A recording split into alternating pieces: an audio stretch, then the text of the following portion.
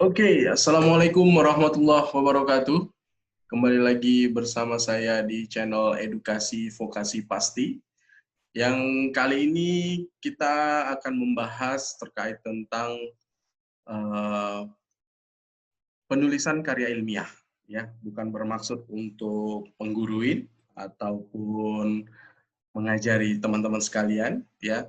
Tapi ini hanya sekedar sharing pengetahuan, sharing ilmu, ya semoga ini bermanfaat dan bagi mahasiswa saya, mahasiswa-mahasiswi saya, ini juga sebagai bahan referensi kalian untuk belajar bagaimana caranya membuat atau memulai membuat karya ilmiah berdasarkan tulisan terlebih dahulu, ya. Karena fokus dari video ini adalah untuk bagaimana membuat tulisan karya ilmiah dari berbagai macam jenisnya dengan cara memanfaatkan Microsoft Office Word, gitu ya. Untuk mungkin kalau dari teman-teman dosen lainnya, teman-teman para peneliti lainnya lebih memahami dibanding saya, tapi saya mencoba untuk menjelaskan secara dasar terlebih dahulu karena video ini fokusnya sebenarnya untuk mahasiswa-mahasiswi saya terutama, gitu ya.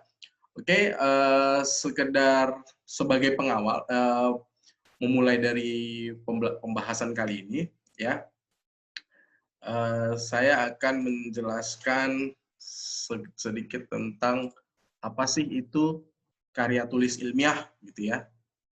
Bentar.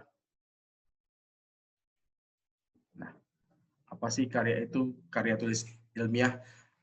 Tulisan ini saya sadur ulang dari berbagai macam sumber, gitu ya. Jadi saya sadur ulang, kemudian saya peringkas menjadi beberapa tulisan-tulisan yang saya paparkan di slide presentasi saya, kemudian nanti akan kita praktekkan secara langsung. Oke, selanjutnya. Uh, untuk memulai dari penulisan karya tulis ilmiah ini, ya, kita diharuskan untuk merancang beberapa komponen yang disebut dengan roadmap. Biasanya untuk karya tulis ilmiah ini, ya, itu identik dengan penelitian.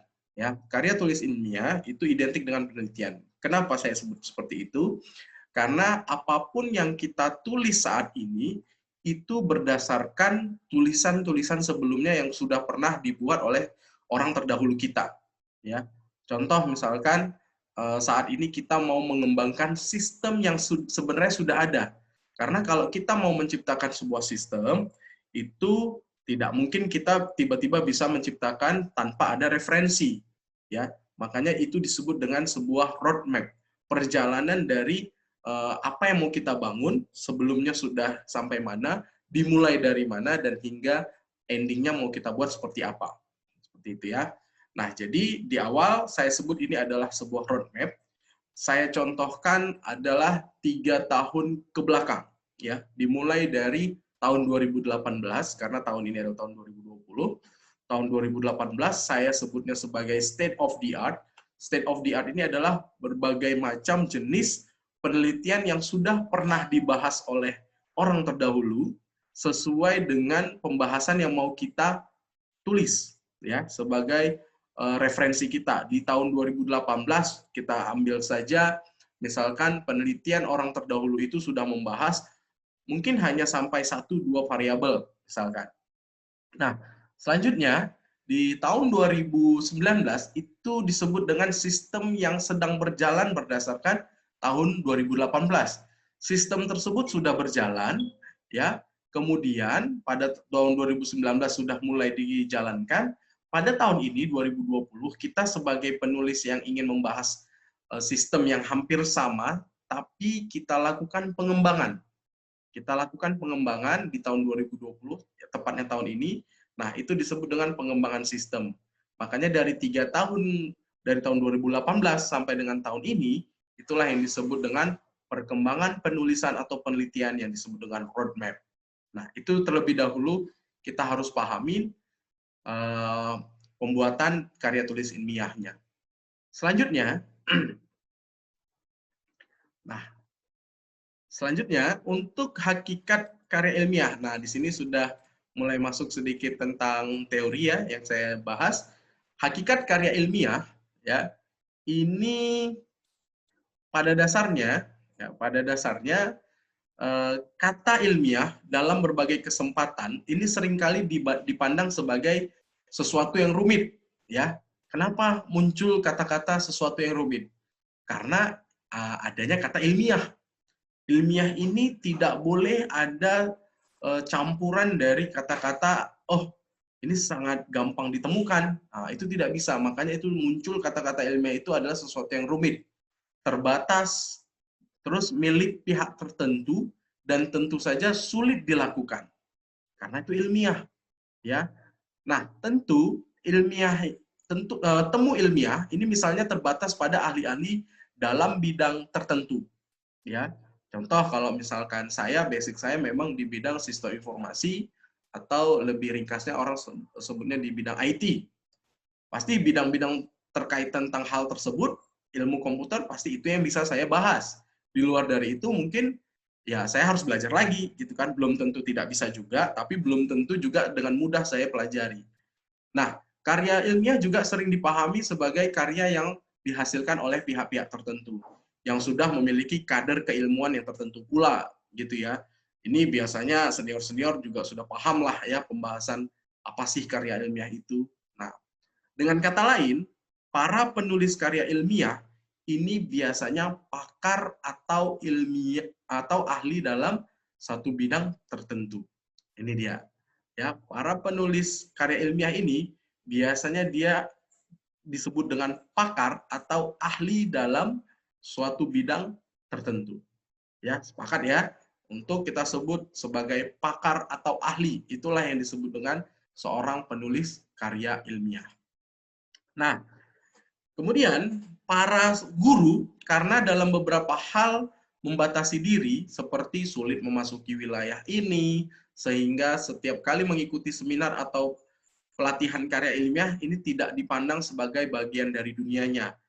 Guru ya, karena kalau guru kita lihat dia lebih general. Kalau guru SD, SMP itu lebih general.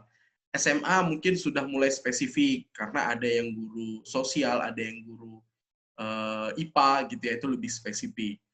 Nah, kenapa disebut dengan membatasi diri? Karena mereka sulit untuk memasuki wilayah sehingga setiap kali mengikuti seminar atau pelatihan karya ilmiah tidak dipandang sebagai bagian dari dunianya. Padahal guru itu adalah ilmuwan yang ahli pada bidangnya.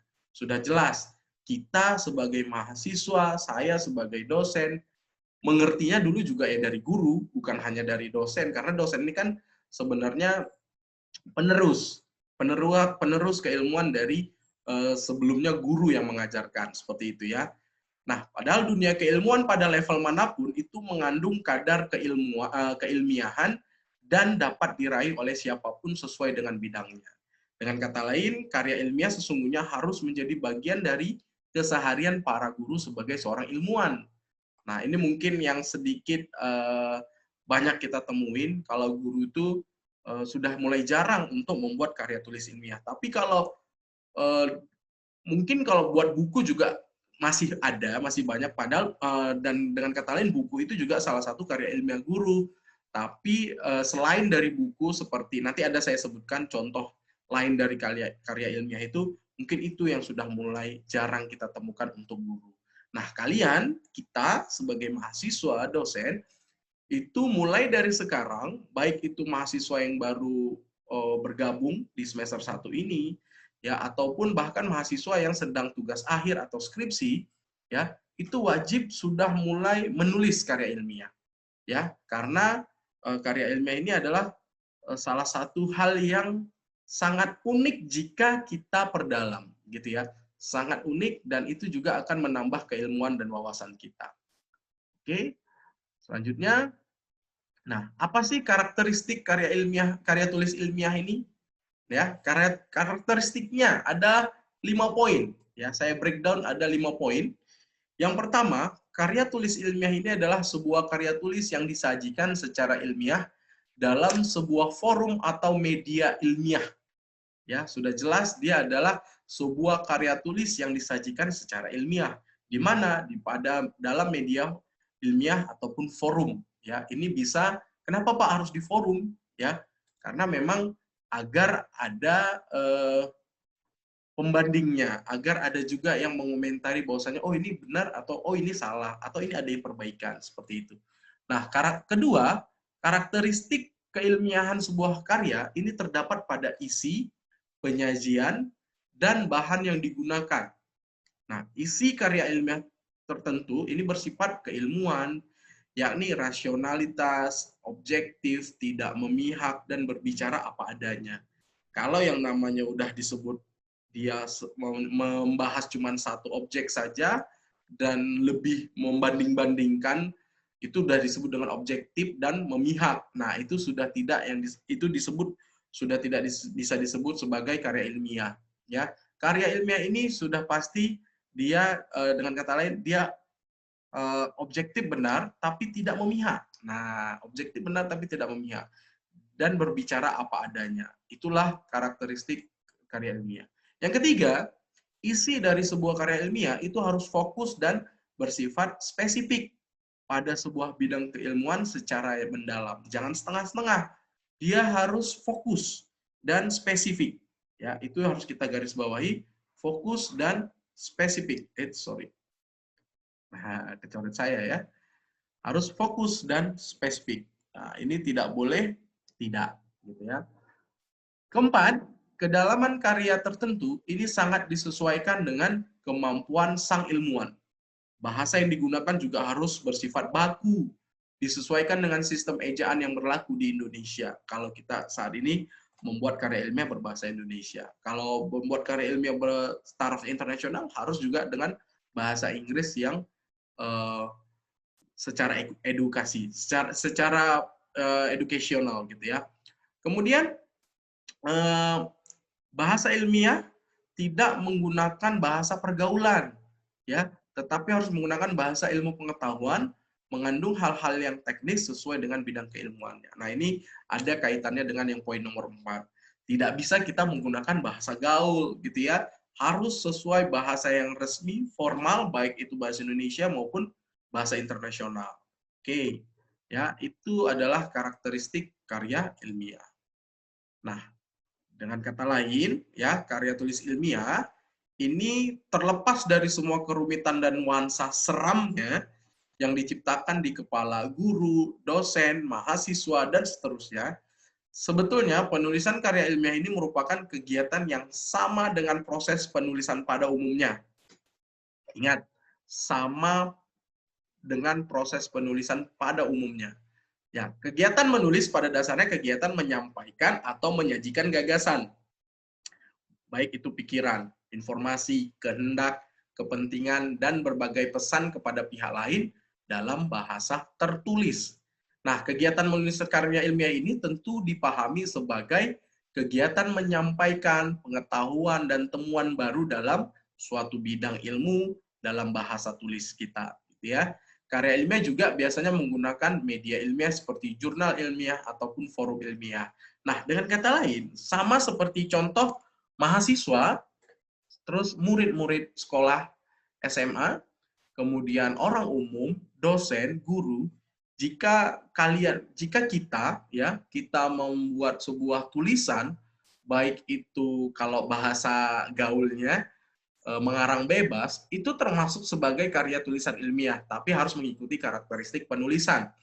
Nah, biasanya kalau kita menjawab sebuah pertanyaan dengan karakteristik penjawabannya itu berdasarkan pemikiran kita, itu salah satu termasuk karya ilmiah juga. Kenapa? Karena kita menulis berdasarkan apa yang kita alami dan apa yang harus sesuai dengan apa yang dibahas. Seperti itu. Itu salah satu konsep karya ilmiah juga. Nah, selanjutnya di dalam karya ilmiah tadi di sini sudah dibahas terkait tentang bahasa tulis, ya, ada bahasa tulis. Semua pemikiran yang secara objektif yang akan kita tuangkan ke dalam tulisan. Nah, berarti kalau sudah ada karya tulis ilmiah, kita wajib mengetahui terkait tentang menulis, ya. Ada dua, saya mengambil dua, sebenarnya banyak lebih ya. pandangan dari pakar, nah dari ahli ya, dari ahli si De Prutter pada tahun 99 di bukunya di halaman 179 ya, dia mengungkapkan bahwasanya definisi menulis adalah aktivitas seluruh otak yang menggunakan belahan otak kanan ya. Berarti otak kanan itu lebih ke emosional dan belahan otak kiri secara logika. Ya. Jadi dia seluruhnya digunakan, baik otak kanan dan otak kiri. Nah, diterangkan bahwasanya peran otak kanan secara emosi dalam kegiatan menulis adalah memberikan semangat, melakukan spontanitas, memberi warna emosi, memberikan imajinasi, membuat gairah, memberikan nuansa unsur baru, dan memberikan corak kegembiraan dalam tulisan yang kita buat, seperti itu ya. Sedangkan peran otak kiri secara logika, dalam menulis, dia membuat perencanaan atau outline-nya, menggunakan tata bahasanya, melakukan penyuntingan, mengerjakan penulisan kembali, dan melakukan penelitian tanda baca.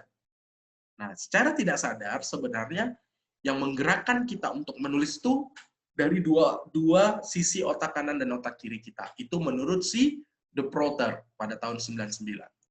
Nah, beda lagi dengan Campbell pada tahun 2001, ya, dia menyatakan bahwa seorang penulis di depan komputer itu ibarat kucing yang terperangkap di balkon.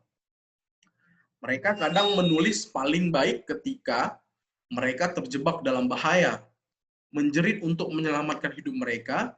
Jika saya mengurung siswa-siswa saya di balkon, kadang saya mendapat hasil berupa suara mereka. Ini dalam artian, ini bahasanya agak sedikit berat nih kalau kita membahas tidak memahami apa sih maksudnya gitu ya. Contoh misalkan, saat ini kita ini sudah berada di era digitalisasi. Era digitalisasi sudah jarang sekali orang menulis dengan tulisan tangan. Kalau kita rasakan kita tarik sekitar 5 atau 10 tahun ke belakang, tahun 2010 sampai dengan 2015, orang masih banyak membuat tulisan itu dengan cara menulis secara manual. Ya, saya sendiri juga tahun 2010 walaupun sudah lulus S1 dulu masih juga kadang membuat tulisan itu dari tulisan tangan. Nah, kalau ditarik lagi 15 tahun sebelumnya, itu lebih banyak lagi orang melakukan pembuatan tulisan dengan tulis tangan. Kenapa? Karena selain memang belum adanya era digitalisasi pada masa tahun itu, tapi orang lebih menikmati yang namanya mendapatkan ide tulisan saat dia menulis tangan langsung. Jadi aliran pikiran dengan tulisan itu sudah sinkron.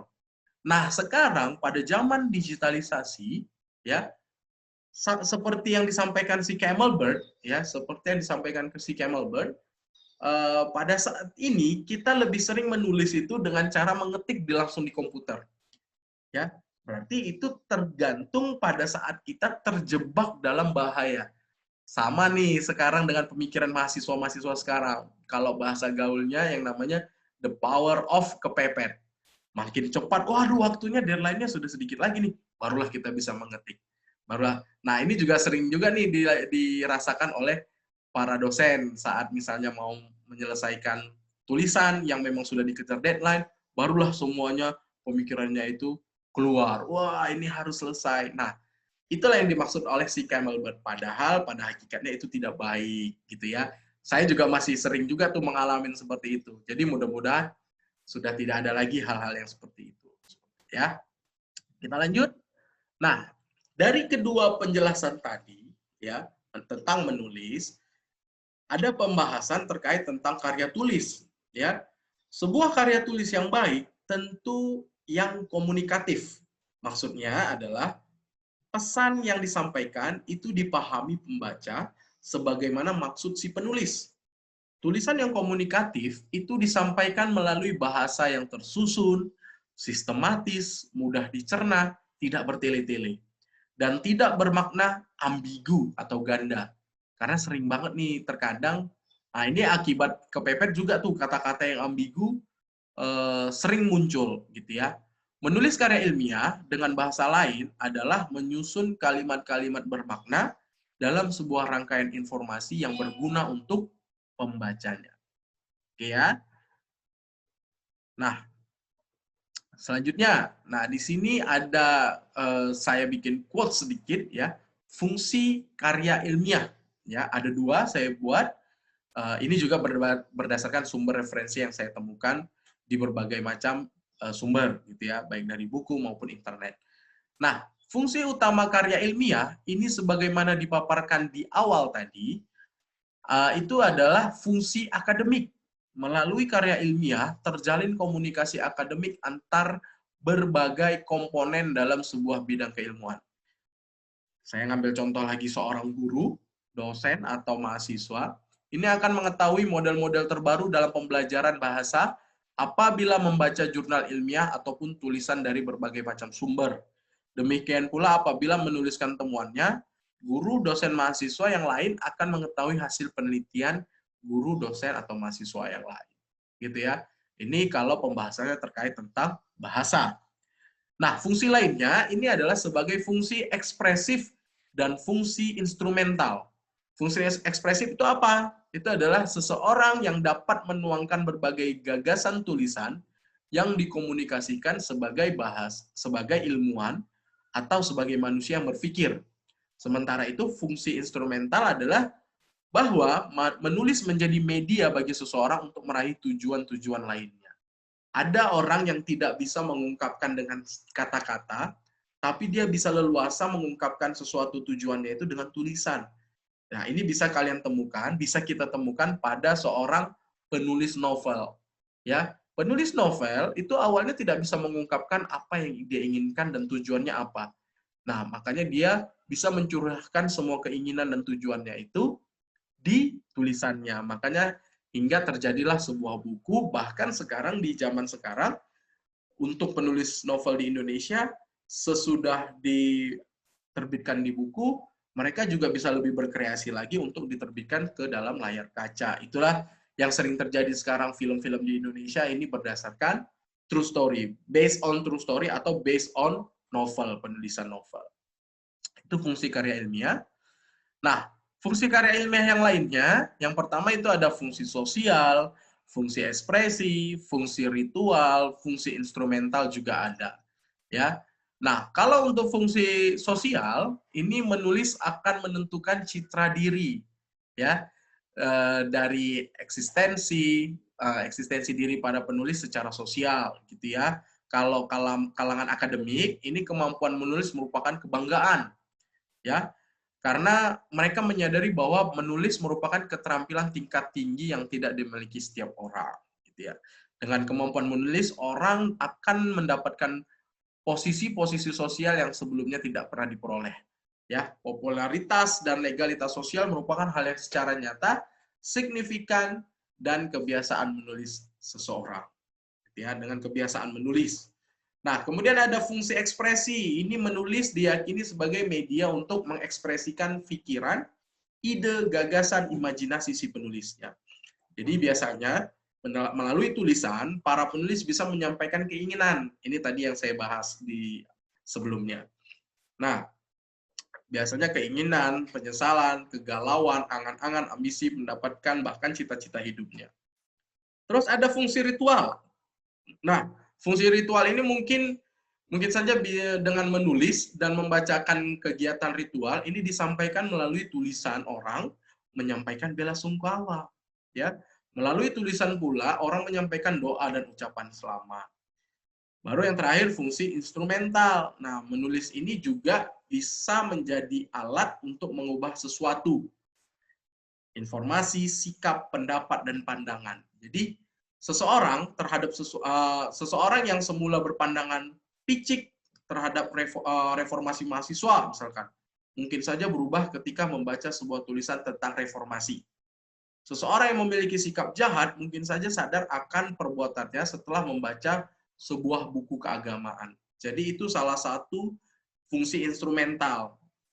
Contoh misalkan yang tadinya saya membahas tentang keilmuan saya ya, misalkan terkait tentang ilmu komputer, yang orang atau mahasiswa yang dulunya nggak ngerti tentang hacker, cracker, keamanan cyber gitu ya, security. Dia taunya hacker itu jahat, gimana caranya tapi mendapatkan uang gitu. Begitu dia membaca buku terkait tentang hacker, keamanan cyber, security system, ternyata dia terbuka pikirannya, oh ternyata hacker itu bukan jahat ya, yang jahat itu cracker. Nah itu adalah salah satu fungsi instrumental yang bisa mengubah pandangan seseorang terhadap apa yang tadinya dia tidak ketahui. Seperti itu ya. Oke, langsung masuk ke jenis karya ilmiah ya. Setelah ini kita sedikit praktik ya. Jenis karya ilmiah itu ada beberapa contoh. Yang pertama itu ada laporan hasil penelitian. Kemudian ada lagi yang namanya, saya langsung ke pembahasan sini ya. Ada lagi yang namanya makalah. Dan satu lagi yang terakhir itu disebut dengan artikel jurnal ilmiah. Ya, kalau yang pertama kita bahas terkait tentang laporan hasil penelitian, ya, ini laporan hasil penelitian ini adalah laporan hasil yang memuat hal-hal yang sejak awal penelitian atau di awal proposal penelitian disusun oleh seorang peneliti untuk dilaporkan. Ya, contoh misalkan ada kegiatan penelitian yang dilakukan oleh seorang dosen atau peneliti. Di awal, sebelum dia melakukan penelitian, pasti dia membuat sebuah proposal untuk penelitian yang ditujunya. Setelah dilakukan pembuatan proposal, penelitian di ACC, dilaksanakan penelitian, hasil dari penelitian itu wajib dilaporkan. Itulah yang disebut dengan salah satu karya tulis ilmiah kita. Ya, baik itu nanti output atau luarannya itu dipublikasi, itu urusan belakang. Karena tujuan utamanya adalah membuat laporan hasil penelitian. Ya. Kemudian yang kedua itu adalah makalah. Nah, makalah inilah yang sering dihadapi oleh seorang mahasiswa. Ya. Makalah ini juga sering diartikan sebagai sebuah karya ilmiah yang memuat topik tertentu yang disajikan pada sebuah forum ilmiah, atau juga disusun untuk sebuah kepentingan tertentu, misalkan tugas kuliah, gitu ya. Makalah dapat dihasilkan dari sebuah penelitian, namun juga dapat dihasilkan dari hasil pemikiran dan kajian literatur yang memadai. Namun biasanya fokus makalah ini harus disusun berdasarkan sebuah topik keilmuan tertentu. Dan yang terakhir, yang ketiga, itu adalah artikel jurnal ilmiah. Nah, artikel jurnal ilmiah ini lebih sering dibuat oleh dosen-dosen sekarang atau mahasiswa yang tingkat akhir yang bisa mengkonversi dari tugas akhir atau skripsi menjadi jurnal ilmiah. Itu dalam bentuk ringkasannya. Nah, artikel jurnal ini disusun untuk kepentingan publikasi karya ilmiah penulisnya dan menentukan posisi keilmuannya. Kalau untuk dosen, keilmuannya setiap semester wajib ada melakukan penulisan jurnal ilmiah. Itu adalah salah satu kegiatan Tridharma perguruan tinggi. Ada mengajar, kemudian ada meneliti, dan ada mengabdi kepada masyarakat. Itu wajib dilaksanakan oleh seorang dosen, ya, untuk meningkatkan posisi keilmuannya. Oke, mungkin itu terkait tentang pembahasan karya tulis ilmiah. Untuk materi praktiknya, ya, kita langsung masuk ke pembahasan penulisan. Nah, di sini sudah langsung praktikum ya, tapi ini saya buat untuk penulisan dasarnya, ya, penulisan dasarnya. Nah, untuk penulisan karya ilmiah ini bisa kita ikutin sesuai dengan template yang dibutuhkan. Apa itu template yang dibutuhkan? Itu adalah sesuai dari penulisan jurnal yang kita tuju. Contoh misalkan ada jurnal yang kita tuju adalah online jurnal. Sebentar saya buka.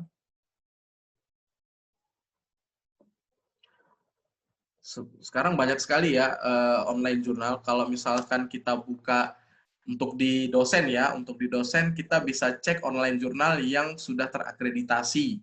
Contohnya kita bisa cek di sinta.ristekbrin.go.id.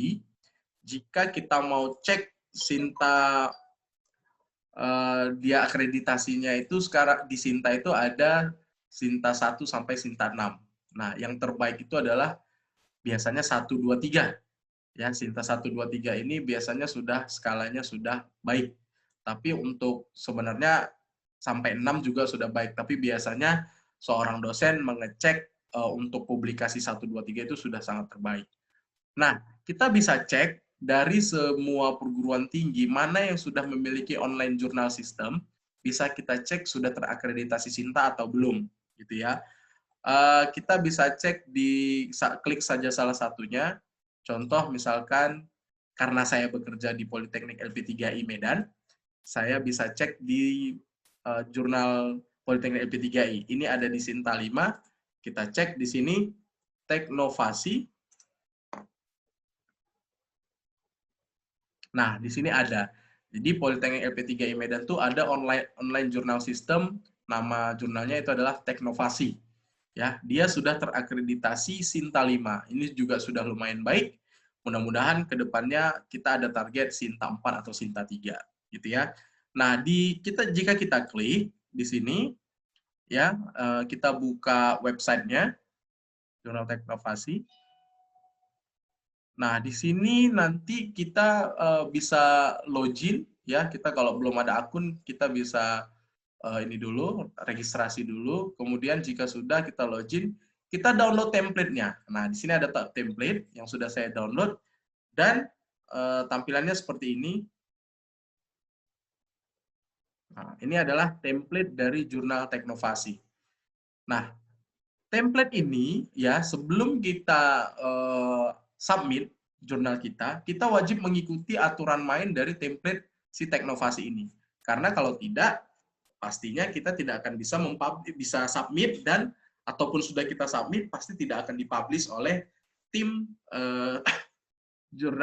online jurnal sistemnya ini dari Teknovasi. Pasti mereka ada review terlebih dahulu, ada cross check dulu penulisan sudah benar atau belum, dan yang terakhir tuh ada yang namanya cek plagiarism. Nah, untuk plagiarism ini juga penting nih. Ini nanti next akan kita bahas apa sih itu plagiarism ya. Tunggu saja di video saya selanjutnya. Nah, untuk mahasiswa ya, kita akan membahas terkait penulisan ini terlebih dahulu ya. Ini ada pembahasannya dasar-dasar penulisan ini. Pembahasannya terkait tentang mata kuliah aplikasi komputer 1 ataupun pengantar teknologi komputer gitu ya. Penulisan dengan menggunakan atau memanfaatkan Microsoft Office Windows. Nah, kita harus tahu dulu nih bagaimana cara pembuatan penulisannya. Kita bedah satu persatu. Yang pertama, di sini ada yang namanya header dan footer. Untuk header, kalau kita sudah mendownload template, biasanya nggak usah diubah-ubah. Tinggal kita manfaatkan aja tulisan yang di dalam selain header footernya. Tapi kalau misalnya kita pingin belajar, ini kita bisa aktifkan header itu dengan klik 2 kali bagian atas. Nah, ini sudah kita aktifkan.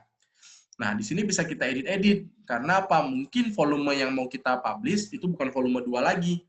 Ya, bisa volume kita tanya sama si publishernya. Ini mau volume berapa? Tinggal kita edit sendiri, boleh. Yang lain kita kosongin saja. Nanti mereka yang sebagai si editornya nanti yang mengedit. Ya, footernya juga. Kemudian untuk yang lainnya baru kita atur. Biasanya di sini kalau si penyedia jurnal itu tidak menerangkan bahwasanya ini teksnya harus apa, poinnya harus berapa, ini biasanya kita tinggal klik saja, kita sudah mengetahui di sini, oh ternyata ini Times New Roman dan 14, size-nya 14. Jadi kita tidak ribet-ribet lagi, udah langsung kita ketik saja. Gitu ya, langsung kita ketik, kita sesuaikan gitu ya. Kemudian ada yang namanya, nah ini judul ya, ini judul. Kemudian ini penulis, ya. Penulis. Ada yang namanya penulis 1, 2, dan 3. Kemudian ada yang namanya juga corresponding author. atau penanggung jawab tulisan itu. Ya, ini juga mempengaruhi nilai dari seorang penulis. Ini biasanya berfungsi untuk si dosen. Nah, kita lihat di sini ada tulisan nama, kemudian ada subscript, ya. Ini disebut dengan subscript dan superscript. Nah, untuk yang 1 poin dan bintang ini disebut dengan superscript. Nah, ini menandakan bahwasanya si yang dengan nama Iswandi Idris ini adalah penulis 1. Kemudian Humala Napitupulu ini penulis 2 dan Nazarudin ini penulis 3. Cara membuatnya kita cukup, ini contoh saya delete dulu ya. Kita tekan 1, klik 1, kita blok satunya, ya. Baru kita pilih superscript. Nah, ini membuat satunya ini jadi ada seperti pangkatnya gitu ya. Nah, ini menandakan dia penulis 1 dan ini ada bintang, dia menandakan dia sebagai corresponding author, dia penanggung jawab, ya. Jadi untuk corresponding author wajib membubuhkan yang namanya email di bawahnya. Emailnya ini email lembaga, ya, wajib. Kemudian satunya di sini ini menandakan bahwasanya dia dari mana asalnya, apakah kampus dia tempat dia berkuliah atau kampus tempat dia bekerja, mengajar, gitu ya. Nah, di sini dibuat sebagai alumni Magister Teknik Industri USU, gitu ya. Kemudian yang lain juga dosennya. Nah, ini sebagai contoh penulisan dari nama penulis si karya ilmiah tersebut. Oke, untuk bagian awal sudah oke, kemudian abstrak. Ya, sama seperti yang tadi, kita tinggal cek aja, tinggal klik, nanti tampilkan, oh ini Times New Roman, tapi fontnya hanya 11. Abstrak juga, ini 12, sedangkan abstrak isinya itu 11. Nah, untuk abstrak, biasanya dibuat dalam bahasa Inggris, ya, untuk di Teknovasi ini biasanya dibuat dalam bahasa Inggris, dan syaratnya hanya 1 paragraf. Ya, hanya 1 paragraf, tidak lebih dari 1. Kemudian spasinya jaraknya hanya 1 spasi. Jangan sampai kita bikin 2 spasi karena itu tidak akan lolos review dari tim jurnal Teknovasi ini. Ya, isi dari abstrak itu adalah yang pertama itu adalah latar belakang tulisan yang kita buat atau latar belakang penelitian. Kemudian tujuannya apa, kemudian manfaatnya apa, ya. Kemudian latar belakang, tujuan, ya kan, metode, baru luaran itu adalah hasil, baru yang terakhir adalah manfaat dari hasilnya itu apa. Ya, manfaat dari hasilnya apa. Yang paling penting itu adalah kita jabarkan metode penelitian di dalam abstrak ini. Jadi kalau orang yang sudah paham karya tulis, cukup membaca abstraknya saja, dia sudah tahu, oh ini alurnya kemana dan hasilnya apa yang dibuat. Seperti itu ya. Jadi abstrak ini tidak sembarang, bukan hanya sekedar ringkasan, tapi itu adalah menggambarkan isi dari keseluruhan penelitian kita, itu cukup di abstraknya. Oke, selanjutnya keywords. Nah, keywords ini adalah bagian poin-poin penting atau kata-kata unik yang sering digunakan di dalam penelitian ini bisa kita masukkan ke dalam sini. Atau kalau bahasa sekarang lebih seringnya adalah hashtag-nya apa gitu ya. Hashtag-nya apa yang sering muncul di sini. Jadi lebih bagus kita masukkan sebagai keyword di sini. Kayak ini di sini judulnya apa? Rancangan Sistem Informasi Kampus Terintegrasi di Lingkungan Politeknik FP3 Medan, gitu ya. Nah, di sini ada Stratified Random Sampling, Cronbach Alpha, Analisis Multiple Regression, Benefit Cost Ratio, dan Strategi Integrasi. Nah, ini adalah kebanyakan sebagai metode penelitiannya. Jadi ini dimasukkan sebagai metode penelitiannya nih di sini. Nah, oke, selanjutnya penulisan pendahuluan juga seperti itu. Kita cek ini Times New Roman, ini 12, yang ini 11 size-nya ya. Tinggal kita buat tujuannya bagaimana, latar belakangnya apa, ya latar belakangnya apa bisa kita deskripsikan, ya. Jangan terlalu banyak karena biasanya setiap jurnal itu ada batasan halaman, jadi tidak perlu terlalu banyak. Kalau seandainya kita membuat jurnal ini berdasarkan tulisan sebelumnya, contoh deskripsi TA kita jadikan jurnal, itu cukup diringkas saja, ya, jangan terlalu banyak, jangan terlalu panjang. Nah, yang lainnya juga seperti itu, ada manfaat, ya, setelah latar belakang, manfaat sistem informasi, manfaat berwujud, dan ada manfaat tak berwujud, dan seterusnya. Kemudian ada metodologi penelitian, ini juga dijelaskan, metodologi penelitian, bisa dalam secara gambar, kemudian ada juga populasi dan sampel. Nah, di sini kita temuin terkait tentang populasi dan sampel, ini ada yang namanya sitasi. Nah, ini ada yang namanya sitasi. Sitasi ini nanti akan lebih detail saya bahas di video yang kedua, ya. Jadi tunggu saja tentang populasi dan sampel. Ini ada Sitasi Sugiono dan ada Sinulinga. Ini banyak, nanti akan saya bahas langsung secara praktikum. Secara praktek langsung kita bahas di video yang kedua. Jadi tunggu saja video saya yang kedua. Dan seterusnya selesai, ya, sampai dengan ada yang namanya daftar pustaka. Nah, sitasi dan daftar pustaka ini akan kita bahas bersamaan, yaitu citation and bibliography. Jadi tunggu saja, ini daftar pustaka. Karena ada berbagai macam jenis penampilannya dari sitasi itu. Ada tipe IEEE, ada tipe EPA gitu ya. Jadi ini agak lebih panjang waktunya nanti. Nah, oke, ini tadi contoh jurnal Teknovasi. Ada lagi contoh jurnal dari OJS lainnya. Ini saya ambil dari Remik. Nah, Remik ini punyanya Politeknik Ganesha, Politeknik Ganesha Medan. Nah, Remik ini ya dia menggunakan format yang berbeda dengan Teknovasi. Ada yang 1 kolom dan ada yang 2 kolom.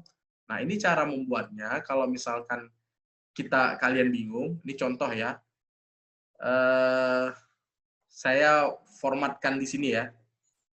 Contoh misalkan, ini 1 format, 1 kolom. Kalau 2 kolom digabungkan di dalam 1 halaman, kita tinggal blok saja ini pendahuluan, kemudian pilih layout, kemudian pilih kolom 2.